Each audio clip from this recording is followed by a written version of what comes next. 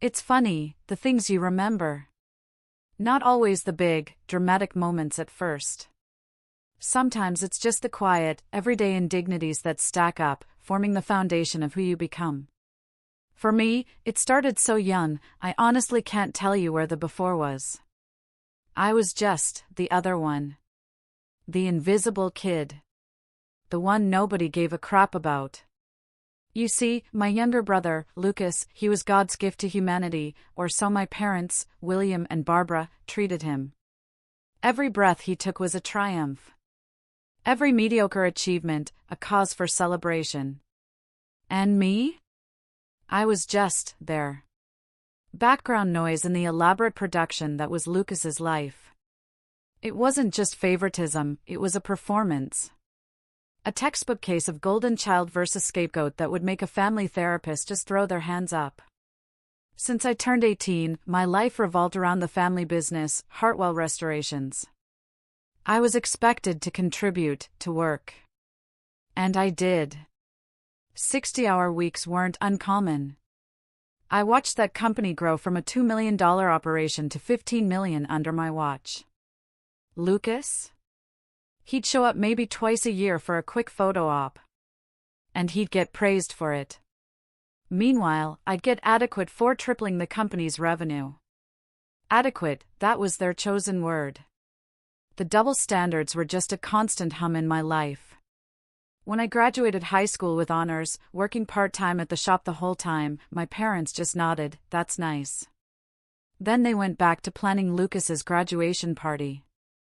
He'd achieved a 2.4 GPA after 5 years, having failed 2 classes. The contrast was stark. Or when I landed our biggest client ever, the Sterling Museum contract, worth $3 million over 5 years. My dad, William, told Lucas, "Great job on the networking at the next board meeting." Lucas had never even met anyone from that museum. I made all the calls. I drove 3 hours each way for those meetings. And Lucas got the credit. I still remember high school. For years, honor roll every single semester. My parents' celebration? Nothing. Literally nothing. But Lucas, he got a brand new car, $15,000 worth, for passing his driver's test on the 3rd try. Because apparently, basic driving competency after multiple failures deserved a reward, but academic excellence deserved a casual "that's nice, dear." Christmas was always a twisted kind of ritual. Lucas's presents would be piled to the ceiling, the latest gaming systems, designer clothes, anything he'd whined about. My pile? Whatever was on clearance. Maybe a flannel shirt. Occasionally, something practical for my projects. Practical gifts, my mom, Barbara, would say, with this smug little smile, as if she deserved a medal for buying me work gloves while Lucas unwrapped a new laptop. Lucas, he was just as bad as them, in his own way. Entitled, selfish, always smug about his golden child status. Mom said yes to me, but she'd probably say no to you, he'd smirk. He'd accidentally break my stuff and then play the innocent victim. One time, he left a vintage radio I'd spent 6 months restoring out in the rain. When I got upset, my parents told me I needed to be less materialistic. A few weeks later, I accidentally stepped on Lucas's shoelace, he tripped, and I was grounded for a week. I learned pretty early on that I was on my own. So, I shut up. I kept my head down. I worked. Got my first real job at the shop when I was 16. Saved every penny. Learned everything I could about the business. I don't need their validation, I'd tell myself every night, lying in the smallest room in the house, the converted storage closet, listening to them laughing with Lucas downstairs. There were no Daniel things. My dad would take Lucas to baseball games, to car shows, all the father-son stuff. If I asked to come along, it was always, "Next time, buddy," or "This is a Lucas thing." Next time never came. So, I taught myself in the garage. But then there was Grandpa Arthur. He was the one. The only one who ever really saw me. Ironically, he was my dad's father. A former army mechanic, an old-school car guy who could strip an engine blindfolded. While my parents cheered at Lucas's mediocre baseball games, I was at Grandpa's garage, learning to rebuild carburetors. Those were the only days I felt like someone gave a damn. "You got something special in those hands, boy," he'd say. "Your dad never had the patience for this stuff." He'd shake his head, like he couldn't quite figure out where he went wrong with his own son. Grandpa saw right through the favoritism. One year, my parents completely forgot my birthday.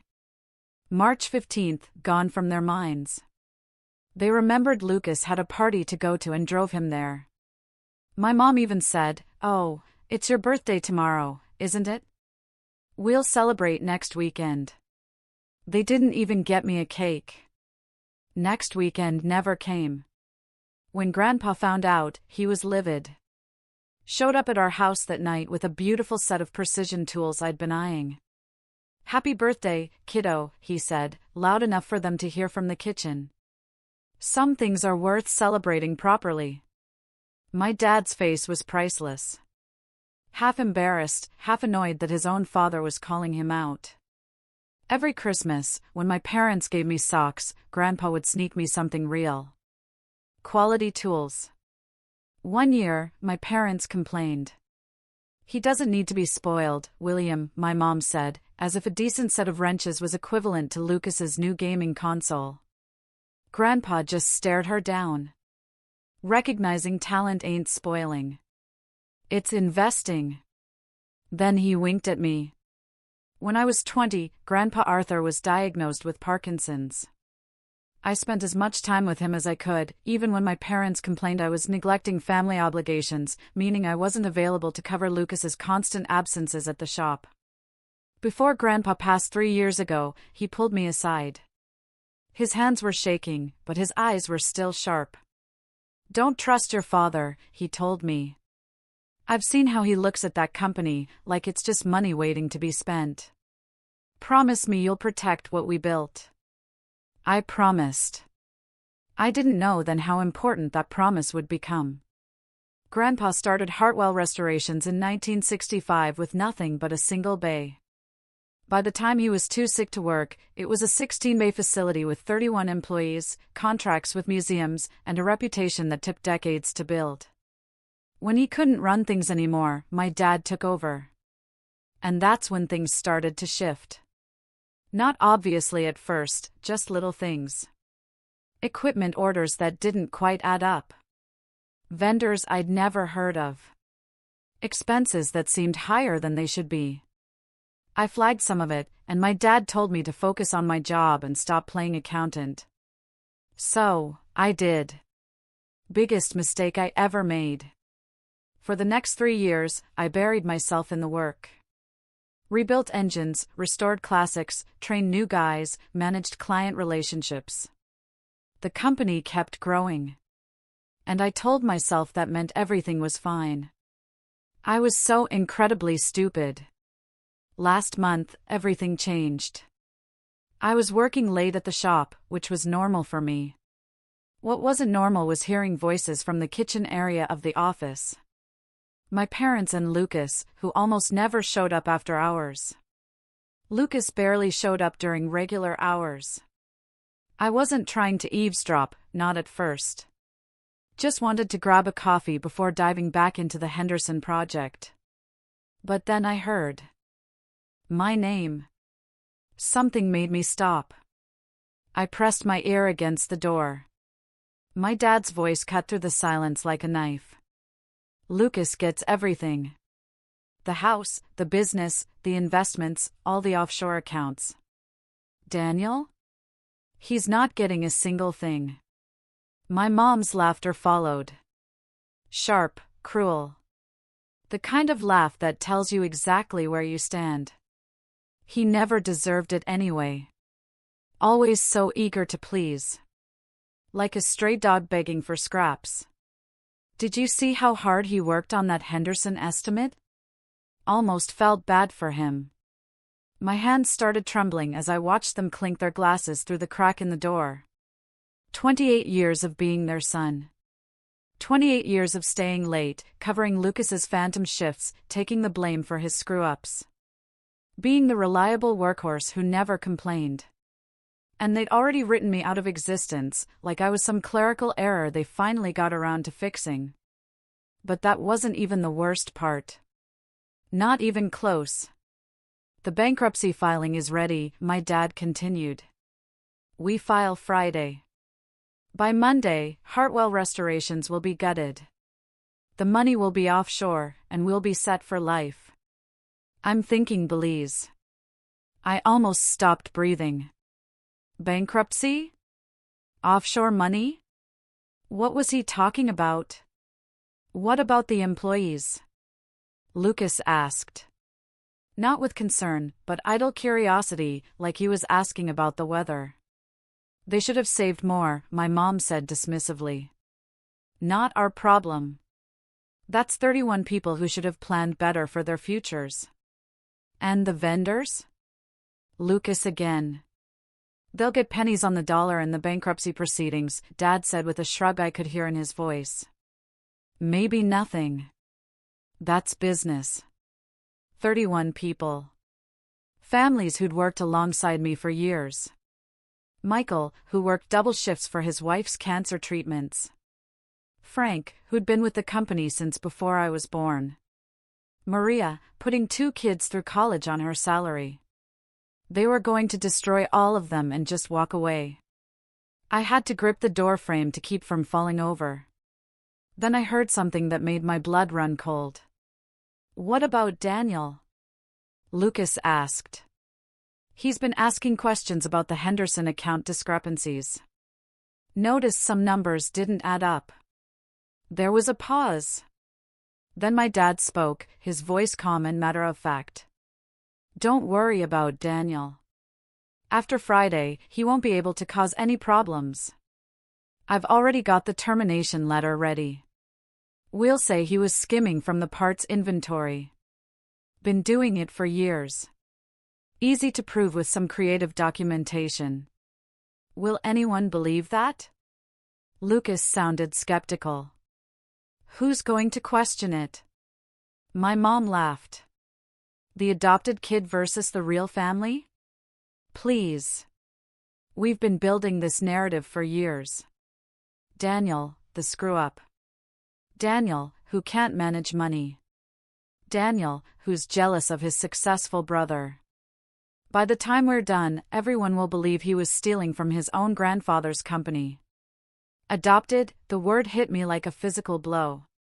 You think he ever suspected? Lucas asked. That he's adopted? My dad snorted. Please. The kid's so desperate for our approval, he'd believe anything we told him. We've been using him for free labor for a decade. He never questioned why we treat Lucas differently because he's too pathetic to consider the obvious answer. They all laughed. All 3 of them. Laughing at me. At how stupid I was. At how easily they'd manipulated me for my entire life. I don't remember walking back to my room that night. Don't remember much of anything except lying on my bed, staring at the ceiling, feeling like the floor had dropped out from under me. Adopted. They were going to frame me. They were going to destroy 31 families. And they'd been planning it for years. But as the shock wore off, something else took its place. Not sadness. Not self-pity. Anger. Cold, focused anger. They thought I was pathetic. They thought I was stupid. They thought I'd roll over. They had no idea who they were dealing with. Here's what they didn't know. Last month, my dad had knee surgery. Nothing serious, but he needed someone to handle business matters while he recovered. So he gave me power of attorney. Full access to every account, every document, every system in the company. And in the chaos of his return to work, nobody had remembered to revoke it. The grandfather clock chimed midnight as I slipped into Dad's study. My hands shook as I pulled open the mahogany drawer where he kept his important documents. What I found confirmed everything I'd overheard and more. Lucas Hartwell. Lucas Hartwell. Lucas Hartwell. Every deed, every investment account bore my brother's name. The company I'd built with my own hands, Lucas Hartwell, sole beneficiary. The house where I'd grown up, Lucas Hartwell, future owner. Even the equipment I'd personally selected was listed as Lucas's property. But the financial records were what really mattered, and they were damning. Over the past 18 months, my parents had been systematically draining Hartwell restorations. Ghost employees on payroll, people who didn't exist, drawing salaries that went straight to hidden accounts. Nearly $400,000 in the last year alone. Inflated vendor contracts with kickbacks funneled to companies my dad secretly controlled. Another $2 million. Equipment purchases billed twice, 3 times, to different budget categories. The same diagnostic computer supposedly bought 6 times. Fake insurance claims. Phantom repairs. Client deposits that never made it to the actual accounts. $8 million. They'd stolen $8 million from the company Grandpa built, and they were planning to take the rest before declaring bankruptcy. And tucked behind all those financial documents was a manila folder labeled Confidential 1999. Inside was my adoption certificate. Daniel Hartwell, adopted by William and Barbara Hartwell. Date of adoption, March 15, 1999. I was 3 years old when they took me in. And they'd never told me. Not once in 25 years. I photographed everything. Every document. Every email on the shared drive detailing their scheme. Every wire transfer confirmation. Every forged invoice. Then I found the emails about me specifically. Daniel's getting suspicious. He asked about the Henderson account discrepancies. Don't worry, I've already prepared the documentation to frame him. Backdated receipts, forged signatures on expense reports. After Friday, Daniel will be facing embezzlement charges while we're sipping cocktails on the beach. Perfect. The ungrateful little charity case finally gets what he deserves. Charity case, that's what they thought of me. The son they'd adopted and then spent 25 years resenting for not being their real child. I didn't sleep that night. I had too much to do. The next morning, I called my buddy David. We'd been friends since high school, stayed close even when my family tried to isolate me. He'd become a corporate attorney. Smart guy, good instincts, and most importantly, someone I could trust. I need to meet you, I told him. It's urgent. And bring whatever paperwork you need to set up a protective trust. When I showed David everything, the fraud evidence, the bankruptcy plan, the scheme to frame me, the adoption certificate, his face went through 17 different emotions in 30 seconds. Daniel, he said slowly, setting down the papers. This is massive. We're talking federal crimes here. Wire fraud, tax evasion, conspiracy. They're looking at serious prison time. I know. Your whole family. Your parents, your brother. They could all go to prison for decades. I know that, too. He studied my face for a long moment. What do you want to do? I looked him straight in the eye. I want to save the company, protect the employees, and make sure my family faces consequences for what they've done. David nodded slowly, like he'd expected that answer. Then we've got about 60 hours before they file that bankruptcy. Let's get to work. Over the next 48 hours, we executed a plan that would have made Grandpa Arthur proud. First, we secured the assets. Using my still valid power of attorney, I transferred $12 million, every liquid asset the company had, into a protected trust account, specifically structured to benefit creditors and employees. Completely legal. I was acting to protect stakeholders from fraudulent bankruptcy proceedings. That's not just legal, it's a fiduciary responsibility. David walked me through every step, made sure every document was properly filed, every transfer properly authorized. We weren't cutting corners. We weren't doing anything shady. We were doing exactly what the law requires when you discover corporate fraud. Second, David flagged the suspicious transactions to the FBI's Financial Crimes Division. Not anonymously this time. We went in person, sat down with Agent Reyes, and laid out everything I'd found. Turns out, they'd already been watching some of my parents' offshore accounts from a separate investigation. My documentation was the missing piece they needed. Third, and this was the part that really mattered to me, we reached out to the senior employees. I met them at a diner 5 miles from the shop, neutral territory. Frank, who'd been with the company 30 years. Maria, who ran our parts department like a general. Tom, head of our paint division. Sarah, our office manager, who taught me the business side when I was just starting out. And Michael, our night security guard, who'd let me into the building at 2 in the morning without asking questions. They already knew something was wrong. Turns out, they'd been documenting their own suspicions for months. Strange transactions. Equipment that was supposed to arrive but never did. Ghost employees they'd never seen.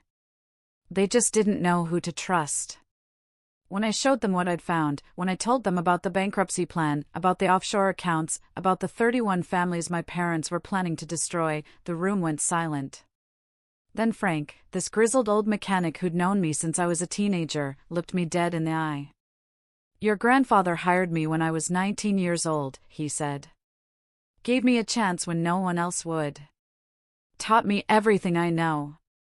I watched him build this company from nothing. And I'll be damned if I let his son destroy it." One by one, they all pledged their support. Maria with her spreadsheets of suspicious transactions. Tom with records of equipment that existed on paper, but never in the shop. Sarah with copies of forged signatures she'd noticed but been too afraid to report. Michael with security footage that showed Lucas removing files late at night. For the first time in my life, I had an army at my back. People who actually gave a crap. People who saw my value when my own parents never could. The explosion came Thursday morning. I was in the break room pretending to read a magazine and nursing my third coffee when Lucas burst through the door. His designer suit was wrinkled, his hair disheveled. The golden boy had clearly had a rough morning. "You?" He pointed at me. "What did you do?" I looked up calmly. "Good morning to you, too, Lucas." "Coffee? Don't play games with me. The accounts are frozen. The transfers won't go through. Dad's been on the phone with the bank for 2 hours, and they keep saying something about a trust protection order." "What did you do?" I set down my magazine and took a slow sip of coffee. Sounds like someone's been managing the company's assets responsibly. You know, the thing you were supposed to be doing all these years while you were actually just showing up for photo ops. His face went purple. "You had no right." "Actually, I had power of attorney. Full legal authority. And when I noticed some, let's call them irregularities, in the company finances, to the tune of about $8 million, I took steps to protect the creditors and employees." "You're welcome." That's when my parents appeared in the doorway. My mom's face was pale, her perfect makeup slightly smudged, like she'd been crying or maybe just not sleeping. Dad looked like he was one blood pressure point away from a stroke. "Daniel," Dad said, using my full name in that tone he reserves for serious conversations. "We need to talk. In my office. Now." So, we talked, if you can call it that. The three of them sat on one side of Dad's massive desk like it was a tribunal. Lucas on the left, Mom on the right, Dad in the center, like some kind of judge. I sat across from them, completely calm. I'd been preparing for this moment for 48 hours. They had been lying to me for 28 years. I knew their weaknesses, their tells, their patterns. For the first time in my life, I had the advantage. "What the hell do you think you're doing?" Dad demanded. His face was red, veins bulging in his neck. The look he used to give me when I was a kid, and he wanted me to back down. I didn't back down anymore. Protecting Hartwell Restorations, I said simply. From fraud. The word hung in the air like a grenade with the pin pulled. You don't know what you're talking about, Mom said, but her voice cracked. Don't I? I pulled out my phone and started reading. Ghost invoices paid to Bahamas accounts. Double-billed equipment purchases. Contracts inflated by 20% with the excess disappearing offshore. Ghost employees drawing salaries for work they never did because they don't exist.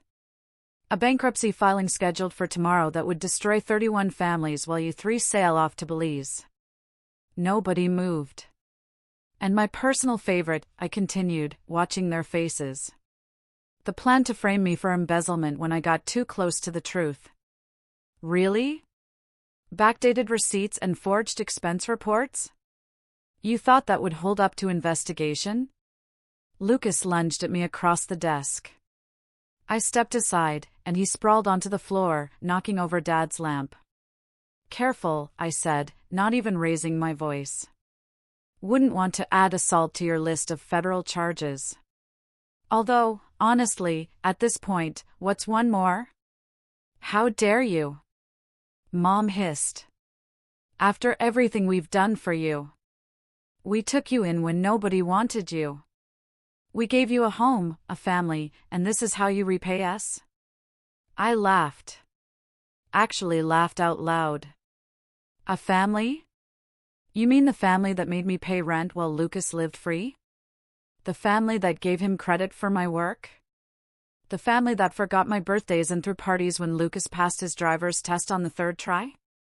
That family? You were always so ungrateful. Dad snarled. Do you know how much it costs to raise you, to feed you, to put a roof over your head? You owe us everything. What I owe, I said, standing up, is to the 31 employees you were planning to betray. To the vendors you were going to stiff. To Grandpa's legacy that you were going to destroy for a beach house in Belize. That's who I owe. Not you. Never you. Dad's phone rang. He glanced at the screen and went gray. Who is it? Mom asked. Unknown number. He answered it, and I watched his face change as he listened. When he hung up, his hand was shaking. That was the FBI, he said. They want to talk to all of us. They're sending agents now. I smiled. I know. I called them 2 days ago. The next few hours were the most satisfying of my entire life. FBI agents swarmed the building. They had warrants for everything. Financial records, computers, files, the works. They'd been building a case even before my documentation arrived, but they hadn't had enough evidence to move forward. My records were the missing piece. Lucas was the first to be arrested. They found him trying to shred documents in the back office. He started crying when they put the cuffs on, blubbering about how it wasn't his idea, how Mom and Dad made him do it. Classic Lucas, never taking responsibility. Mom went next. She tried the "I'm just a wife, I didn't know anything about the business" defense until they showed her the emails where she discussed which employees to fire first and how to maximize the pain for those ungrateful workers. Dad was last. He tried to bluff his way through it, playing the successful businessman unfairly targeted. That lasted until they started listing the charges: wire fraud, tax evasion, money laundering, conspiracy, attempted fraud. The list went on. He stopped in front of me on his way out, hands cuffed behind his back. We raised you, he said. We gave you everything. You gave me scraps, I replied. And then you tried to take even those away. Grandpa built this company on integrity. You destroyed it with greed. The difference between us is that I actually learned something from him. You'll regret this, he said, and there was real venom in his voice. Blood is thicker than water, boy. Family is everything. You're right, I said. Family is everything. That's why I'm protecting the family that actually matters, the 31 people who built this company while you were busy stealing from it. They loaded him into the car. I never saw him outside a courtroom again. Here's where it gets really interesting. Remember how I mentioned Grandpa's will? Turns out there was more to it than anyone knew. 2 days after the arrests, I got a call from Grandpa's lawyer. He asked me to come to his office for an urgent matter. Turns out, Grandpa had suspected his son's greed for years. He'd watched how my parents treated me. He'd seen the signs of financial manipulation even before he got sick. And he'd prepared. There was a codicil to the will, a secret edition that only activated under specific circumstances, namely, if the company faced bankruptcy proceedings or if any member of the family faced criminal charges related to fraud. The codicil stated that in that event, all ownership of Hartwell Restorations would transfer immediately to me. Your grandfather came to me 5 years ago, the lawyer explained. He knew what his son was capable of. He wanted to make sure the company he'd built would survive.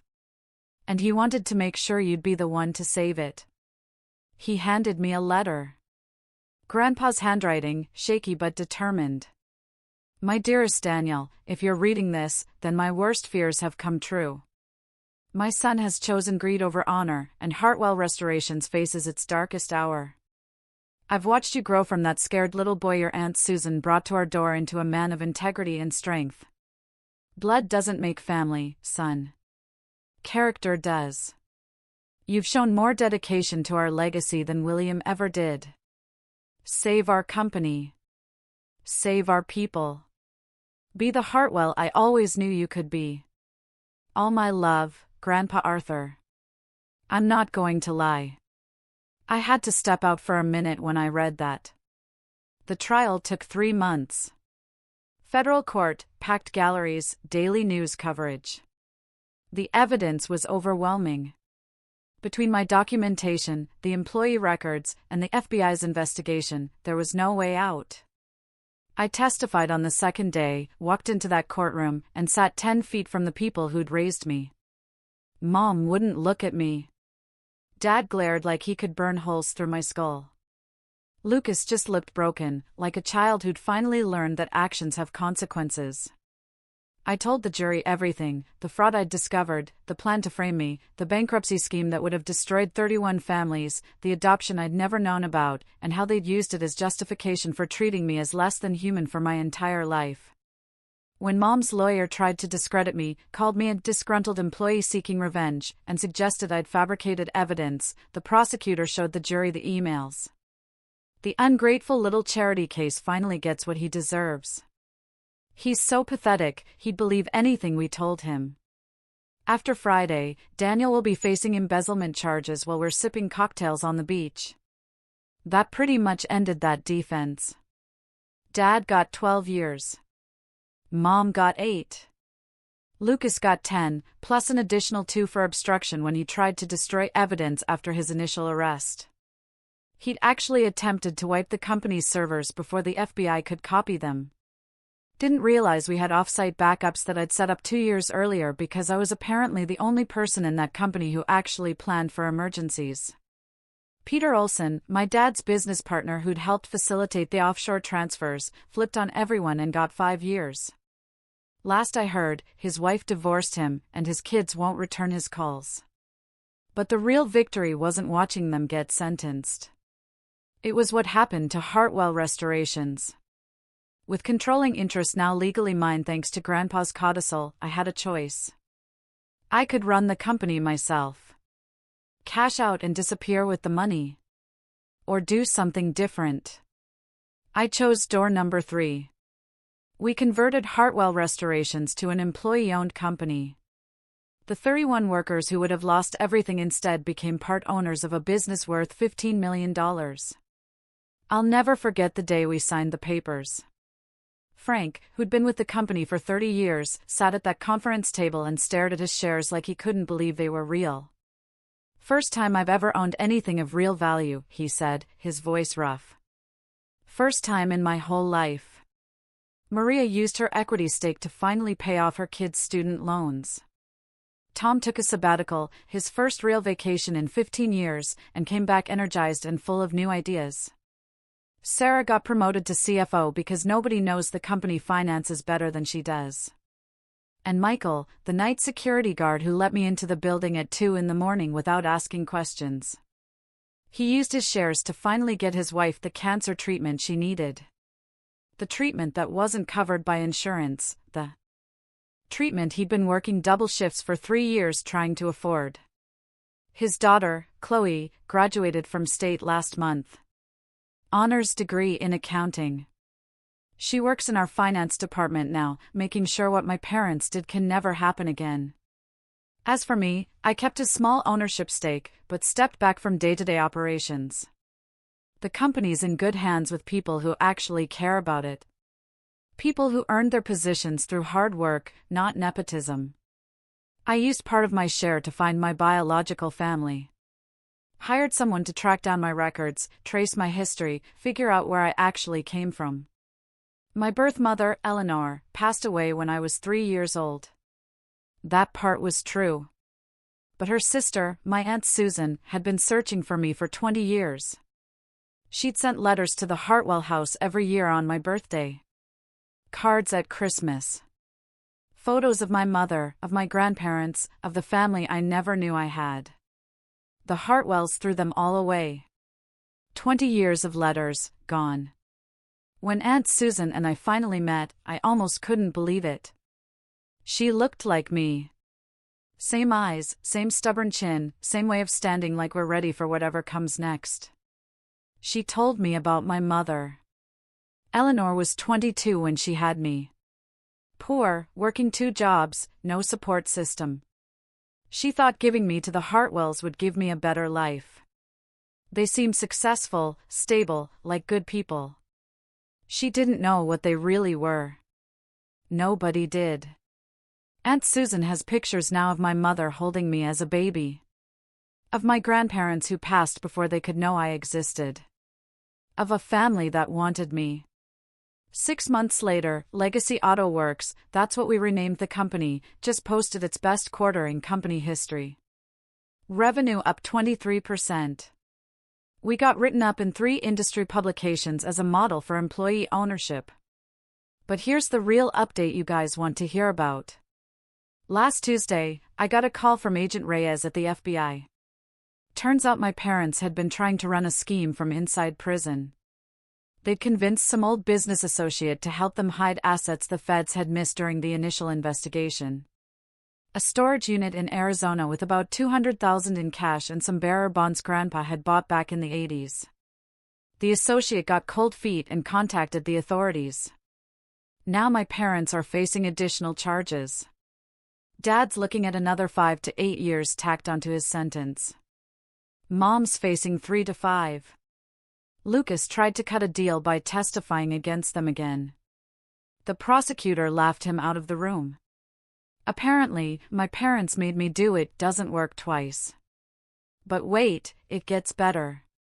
Remember Peter Olson, Dad's business partner who flipped on everyone? He got released early for good behavior last month. 2 days after he got out, he showed up at Legacy Auto Works asking for a job. Frank was the one who met him at the door. Told him, "We don't hire people who steal from their employees." Peter tried to argue that he'd paid his debt to society. Frank reminded him that Chloe had to defer college for 2 years because of what he helped do to her father's pension. Peter left and hasn't been back. 3 weeks ago, I got a certified letter from a law firm in Boston. Turns out my birth mother had a life insurance policy that the Hartwells had been collecting on for 25 years. They'd forged documents to make themselves the beneficiaries after Eleanor died. Aunt Susan and I are suing to recover the funds. Our lawyer says it's an open and shut case.